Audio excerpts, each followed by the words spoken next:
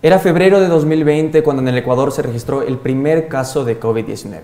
Un año y 3 meses después, el gobierno de Lenín Moreno presentaba el primer plan de vacunación en nuestro país y para diciembre de 2021, más del 79% de la población ya estaba vacunada. Hola a todos, bienvenidos a este programa de Hoy Economía. Hoy vamos a hablar acerca del nivel socioeconómico de las personas y la relación que existe entre este nivel y el acceso que tenían a la vacuna del COVID-19.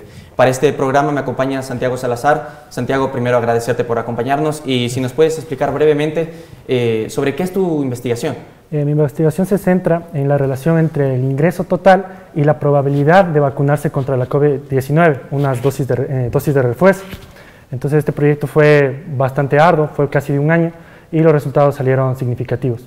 Más adelante vamos a entrar en ya las conclusiones de tu reportaje, pero antes agradecer a la presencia de Susana Herrero Olarte, doctora en Economía Aplicada, docente de la Universidad de las Américas, y que usted ha desarrollado diferentes investigaciones relacionadas a la desigualdad, al mercado laboral y a la economía urbana, un poco relacionado también al reportaje que vamos a ver más adelante. Primero, Susana, agradecerle nuevamente por su presencia aquí y un poco qué usted espera de esta investigación. Ahorita estamos hablando ya de la diferencia de acceso entre la zona urbana y rural. ¿Qué percepción puede llegar a tener usted todavía sin tener una noción clara de lo que ha hecho Santiago? Bueno, muchas gracias por la invitación el día de hoy. Es para mí un honor estar hoy aquí con vosotros.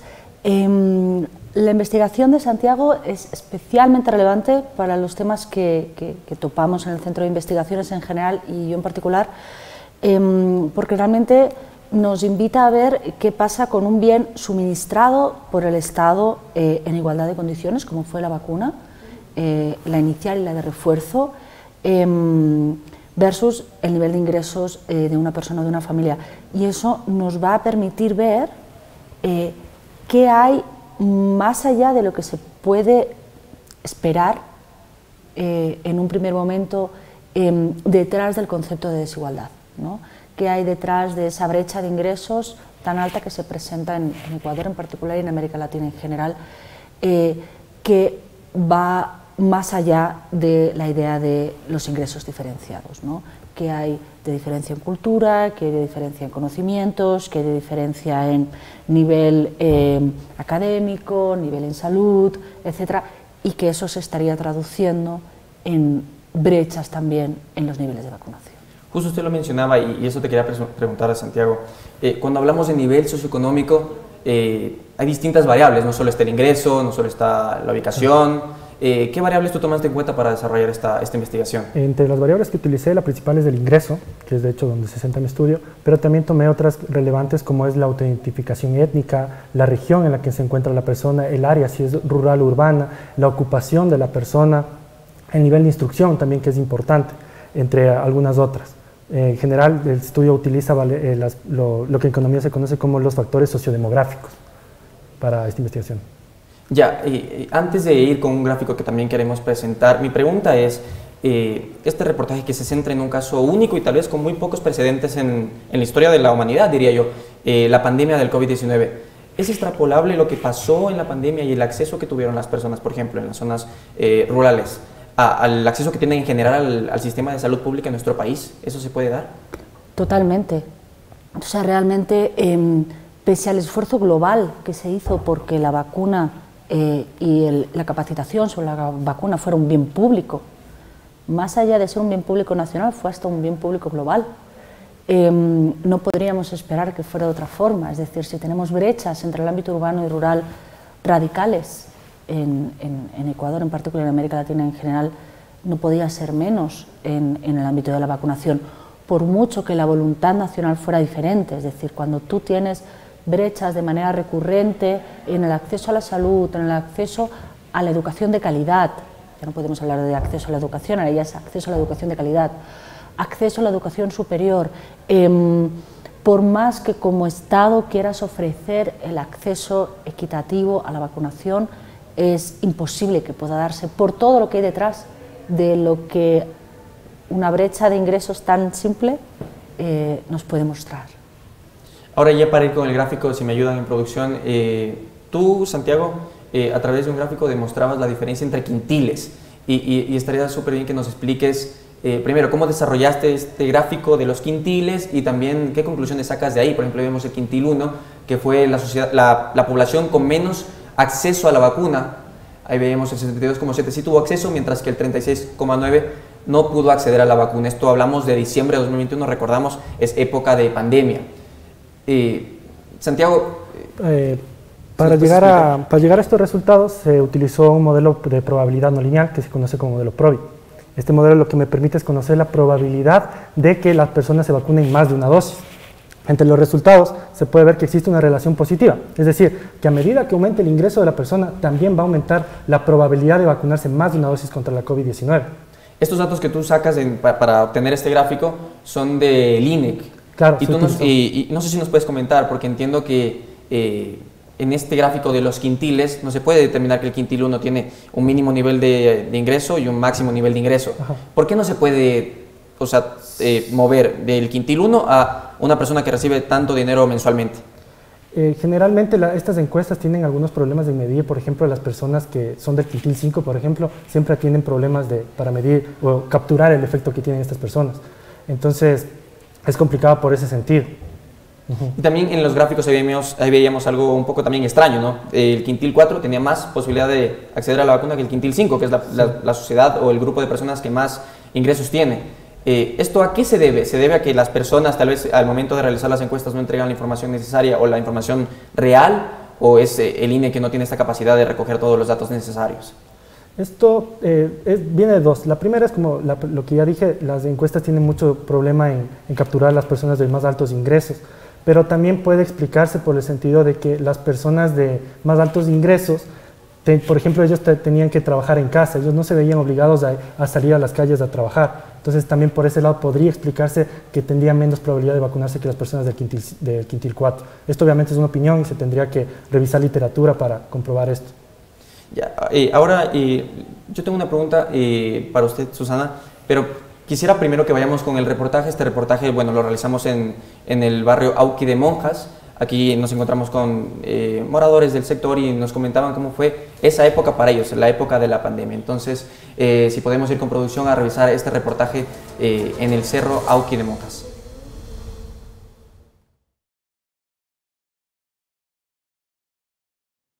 Era marzo de 2021, cuando en el Ecuador empezaba a tomar forma el plan de vacunación contra la COVID-19. Durante esas fechas, el gobierno de Lenín Moreno presentaba el plan Vacunarse, en el que se aplicaron más de 1 millón de dosis para inicios de mayo. Sin embargo, el ingreso de Guillermo Lasso a la presidencia dio inicio a un nuevo plan, el cual tenía como objetivo vacunar a 9 millones de ecuatorianos en 100 días. Para finales de ese año, 3,5 millones de ecuatorianos no estaban vacunados, de los cuales más de 2 millones sí estaban interesados en acceder a la vacuna. Lecciones aprendidas siempre van a existir. Y sobre todo en un proceso tan inédito como es una vacunación en el contexto de una pandemia, en un segundo año que empezaba, porque la pandemia empezó en marzo de 2020 y el proceso de vacunación empezó en marzo-abril del 2021, implicaba una logística no solo de la vacunación, sino cómo lograbas que las personas accedan al proceso de vacunación. En términos de acceso al proceso de vacunación, una de las principales brechas de cobertura que se observa es a través del perfil territorial. Según la encuesta nacional de empleo, desempleo y subempleo realizada en 2021, el 30,2% de la población que reside en zonas rurales no tuvo acceso a la vacuna, mientras que dentro de las zonas urbanas el porcentaje se reduce a un 16,6%.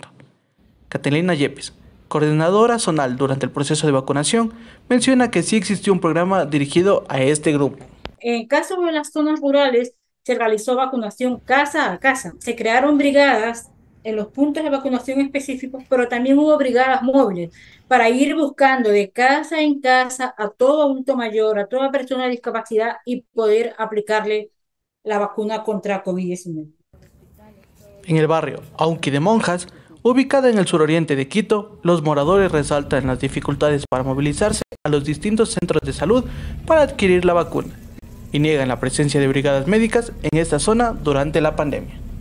Nunca hemos visto ninguna brigada en esa época, estoy hablando de la época del COVID. O sea, nosotros tuvimos que acudir con los mayores, con personas de 80, 85 años de edad. Teníamos que buscar un vehículo alquilado o algún familiar que tenía un vehículo para sacarles a estos lugares donde estaba el centro de la vacunación. Para diciembre de 2021, 2,2 millones de ecuatorianos no habían accedido a una vacuna, pero seguían interesados en tenerla. Dentro de las razones por las que no se habían vacunado, más de 76.000 personas no disponían de movilización, mientras que más de 178.000 desconocían los puntos de vacunación. En el Estadio Olímpico están vacunando, todos corrían para allá. En la Universidad Central están poniendo, todos corríamos para allá. Llegábamos, no es que ya se acabó. Entonces sí fue difícil para ponerse las vacunas. Tocó irse a pie a hacer colas en el Centro de Salud La Vicentina. A hacer colas, pasamos creo que mediodía, ahí nos pusieron. Y eran unas largas colas, unas peleas. Pasamos sol, hambre, creo que llegamos ahí 5 de la mañana y salimos 4 de la tarde. En la actualidad, el 80,5% de la población nacional ha completado su proceso de vacunación, mientras que un 6,6% están vacunados de forma parcial. Con producción de Mateo Garzón, Hoy Economía.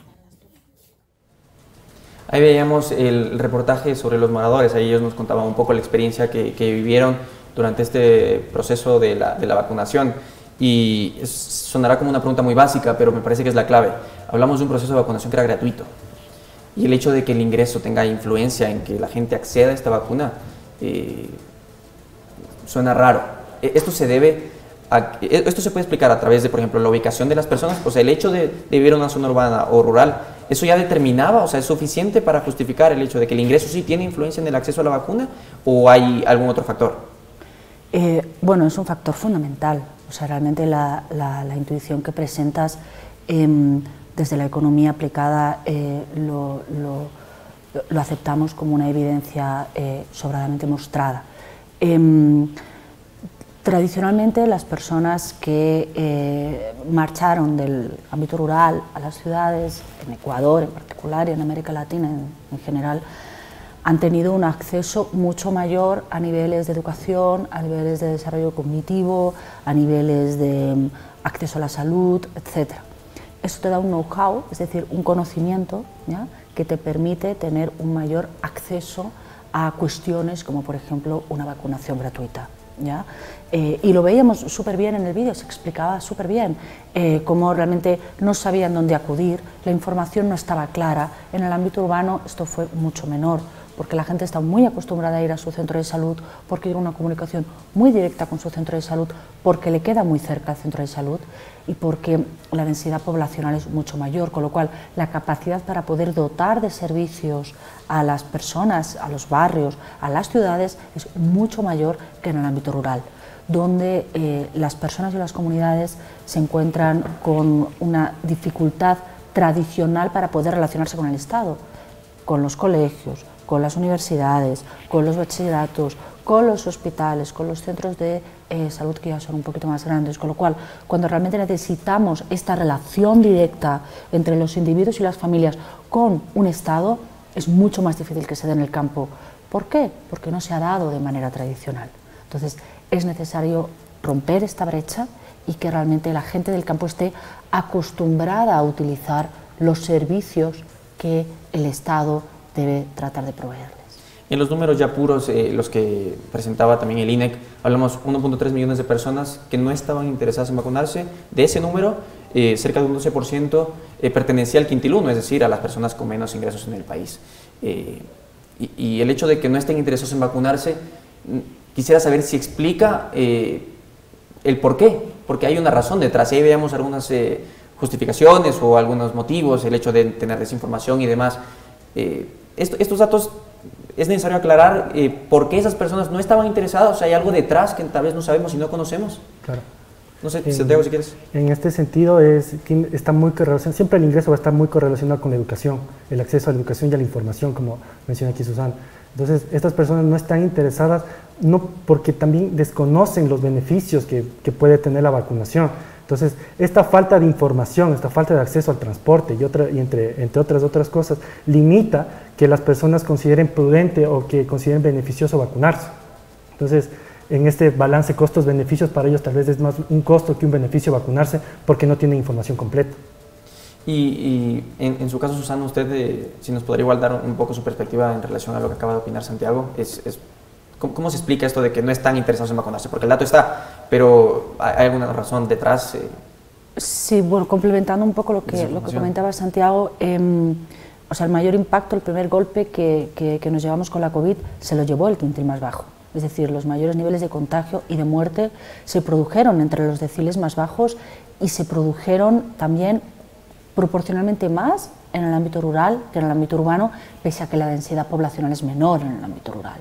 Entonces, mucha gente lamentablemente vacunó de manera natural al contagiarse con el COVID. Entonces, por eso no tenían ese interés en vacunarse, porque ya se habían contagiado, algunos murieron y los que sobrevivieron entendían que tenían las defensas como para poder sostenerse hasta que se evidenciara en la práctica que, evidentemente, y como así era, y como ya sabíamos que así era, la vacuna era una herramienta segura.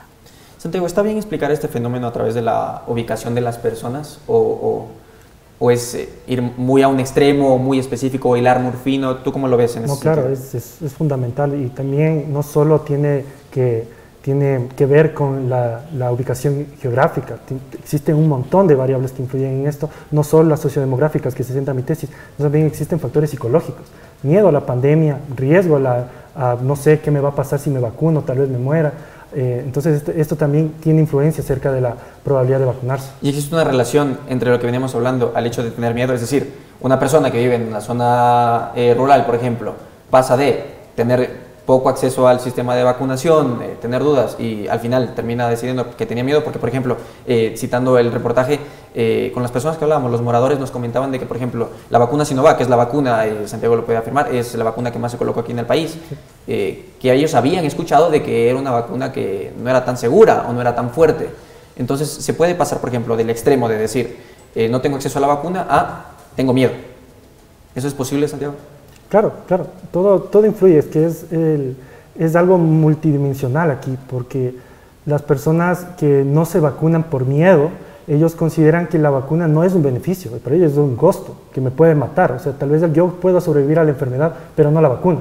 Entonces, esta percepción de riesgo hace que las personas decidan no vacunarse. Ya para ir terminando, Susana, Santiago en su investigación presentaba como una solución el hecho de generar programas para estos grupos, las brigadas que mencionaba la doctora Catalina, que formó parte del programa de vacunación en el país. Pero escuchamos lo que decían los moradores, de que esas brigadas nunca llegaron. ¿Qué solución puede existir para que estas personas de verdad tengan un acceso y no hablemos de la pandemia como un hecho inédito, sino que en general ese es un problema que tienen las personas de este quintil o de esta ubicación de las zonas rurales en general, y que su acceso al sistema de salud pública es extremadamente complicado?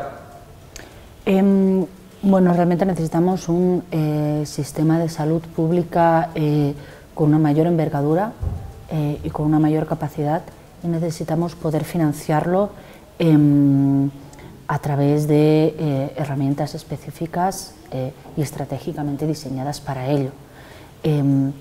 Hay un tema clave y fundamental como es la informalidad, es decir, en Ecuador estimamos en las previsiones más prudentes que el 65% de la economía es informal, es decir, no paga impuestos, impuestos con los que se tendría que pagar la salud pública, nuestro sistema de salud. Las personas que pagan impuestos, los que están afiliados a la Seguridad Social, no son los principales usuarios precisamente de este sistema de salud pública, porque acuden al privado. Entonces, al final se acaba convirtiendo en una perversión, porque los que pagamos al sistema de salud pública no acudimos al sistema de salud pública porque entendemos que no tiene la calidad suficiente, acudimos al sector privado, entonces acaba convirtiéndose como en una especie como de donación o ayuda a los grupos que no están afiliados y que están en los quintiles más bajos. Además, claro, como tampoco somos usuarios los que lo pagamos, no nos podemos quejar, no protestamos porque es que tampoco lo conocemos. Entonces, no sabemos cuáles son las ventajas y las desventajas que está ofreciendo este sistema, donde hay profesionales trabajando de la más altísima calidad, tanto a nivel técnico como a nivel de atención médica y sanitaria, donde hay unos equipos excelentes, donde hay una infraestructura fantástica, pero que se asienta en una estructura de funcionamiento que es imposible que sea operativa, porque en economía nosotros tenemos una máxima que es que hay una oferta y una demanda, y la oferta y la demanda que se está produciendo en la educación pública no empatan, no encajan. Entonces, el que lo paga no es el que lo consume. Y no es con una cosa baladí, como podría ser algo simbólico. Estamos hablando del sistema de salud de un país y del sistema de salud de una región. Santiago, ya para terminar, entendemos que como conclusión de tu reportaje y de tu investigación, mejor dicho, existe una relación positiva entre el nivel socioeconómico y el acceso a la vacuna. ¿Qué soluciones tú propones y un poco en base a tu experiencia a través de esta investigación? La recomendación principal que yo hago de política pública es considerar en esta circunstancia, ¿no?, de pandemia, es focalizar la vacunación en las personas de quintil 1. Yo sé que la prioridad siempre van a ser las personas mayores en este tipo de escenarios, pero las personas de quintil 1 son las que más probabilidades tienen de enfermarse, de morirse, y las que menos probabilidades tienen de recibir la vacuna. Por ende, es un problema grave de salud pública que estas personas no se vacunen primero. El hecho de que tenga más probabilidad de morir se debe a la estructura de las zonas rurales, básicamente, entiendo, el hecho de estar tan cerca. Viven hacinados, generalmente. Ahora, Susana, igual, ya para ir concluyendo, si nos puede usted ayudar con una última intervención acerca de esta investigación de Santiago y obviamente alguna conclusión de su parte. La investigación de Santiago se suma a un conjunto de investigaciones que se están impulsando desde la FACEA y que realmente nos muestran y nos evidencian cómo la brecha que tenemos en términos de acceso a las oportunidades nos limita en el país a todos los niveles, ¿no? El trabajo que están haciendo los chicos lo ven a un nivel micro, un nivel fantástico, pero lo vemos los profesionales que trabajamos con el impacto que tiene sobre el PIB, sobre la productividad, sobre la competitividad, sobre todo aquello que es capaz de posicionarnos como país en otro estado, ¿no?, en otra condición. Y pasa necesariamente por la palabra capacidades y por la palabra oportunidades de la ciudadanía. Entonces, es el momento un poco como de realmente replantearnos la estructura de funcionamiento que realmente requerimos para realmente reposicionarnos en un estado en el que definitivamente todavía no estamos. Hemos llegado al final del programa. Santiago, agradecerte por tu investigación, por tus intervenciones y también por acompañarnos en este programa. Igual, Susana, un placer haber compartido con usted estos minutos y haber conversado sobre un tema de suma importancia para la sociedad ecuatoriana y obviamente que explica el acceso que tienen las personas de menos ingresos del país al sistema de salud pública. A todas las personas que nos han visto, agradecer su presencia el día de hoy y será hasta el próximo Hoy Economía. Hasta luego.